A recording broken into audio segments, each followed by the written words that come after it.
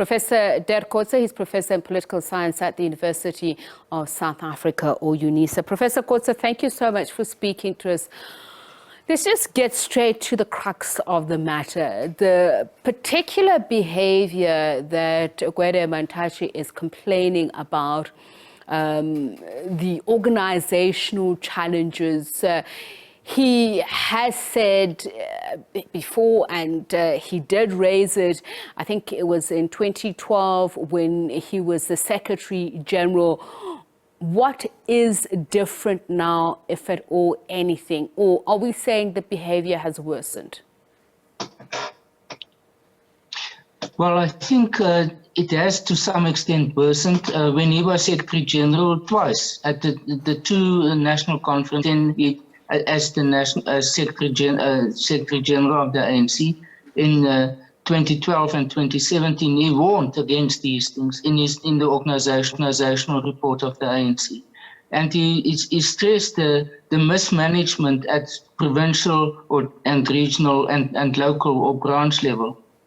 So I think he's in a position where he can really say, this is not something new that I'm saying. I'm not trying now to be sort of in line with what most other people are saying. I've warned in my capacity as Secretary General at a very early stage already about these type of mismanagement of misbehaviors that happened, especially at provincial or regional or local level. That has also happened before him with the Secretary General Gwede Mantashe. He did exactly the same at 2007's conference. So the Secretary Generals or the Secretariat in the ANC has identified this as issues within the ANC over a long period, but not much has actually changed, except a few things, like, for example, the online membership system, the way in which the elections will now be conducted in order to avoid slates, for example, the way in which nominations are now determined on the basis of just the top three. These are all new developments. But these things that we've seen now in the Free State specifically, and the fact that they couldn't manage to convene their provincial conference up to now, I think this is what he is very much concerned about and referring to. How much responsibility does he carry as a chairperson and also as former Secretary General? We're told that the position of Secretary General is a very powerful one, particularly in the ANC. So is it enough to warn of the problems while you stay in a burning building, so to speak?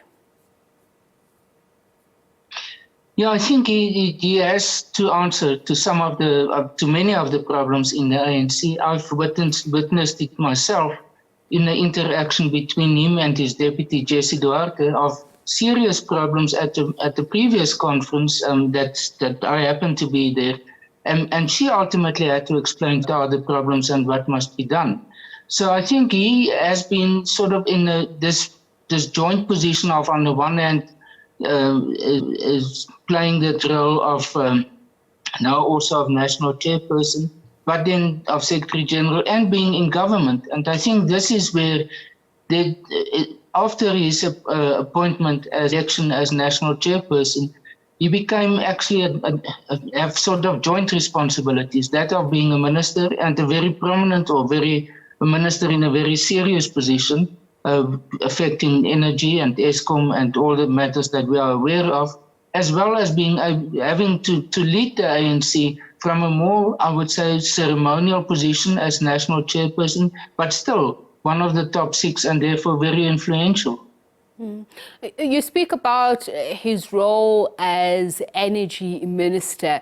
We've seen some of the pushback, the very vociferous differences of opinion have been on the economic philosophy that is being espoused and indeed implemented. How much, as energy minister, is he seen as responsible in terms of a position that seems to be more closer or empathetic to established capital in the mining sector, given the challenges that we're facing now and the moving away from fossil fuels, when the developed countries are themselves re-establishing that dependence? Yeah, the fact that he's in such a key position in government, in the cabinet, dealing with mining as well as energy at the same time, means that in a sense he's caught in this sort of dualism that exists within the ANC.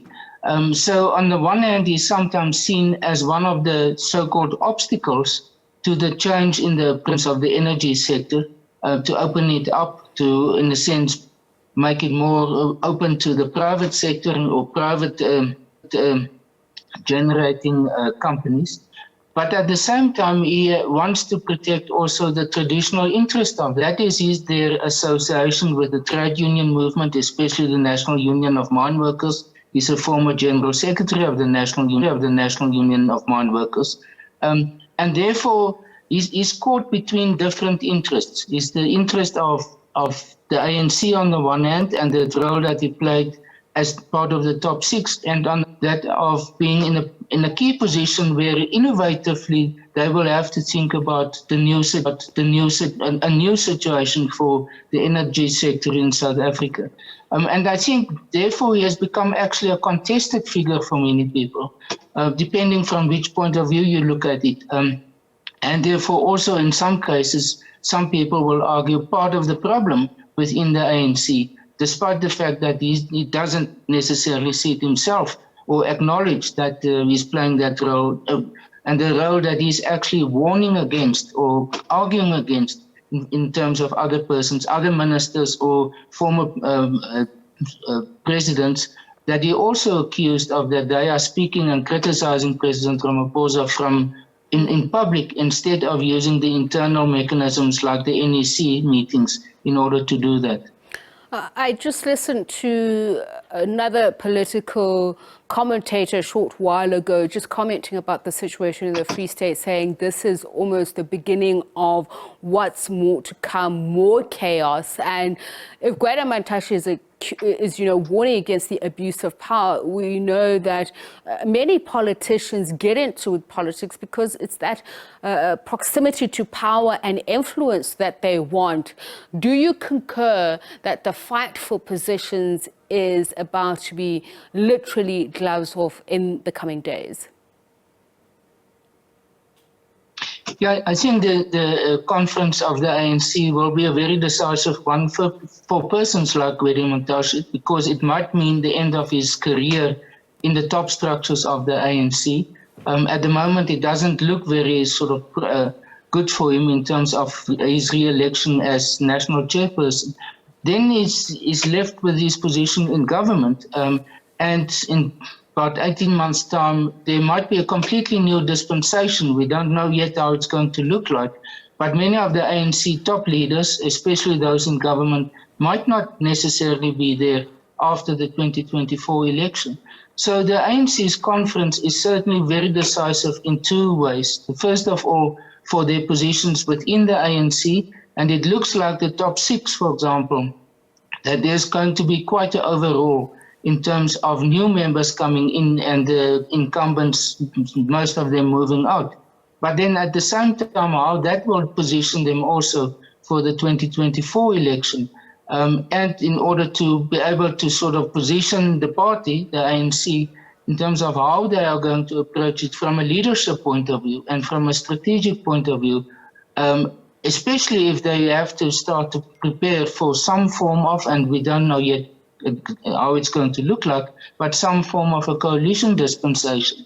And this is an absolutely new for the ANC. They've never had to deal with this matter, never had to think about whether the deputy president, for example, will be the deputy president, the national deputy president in future.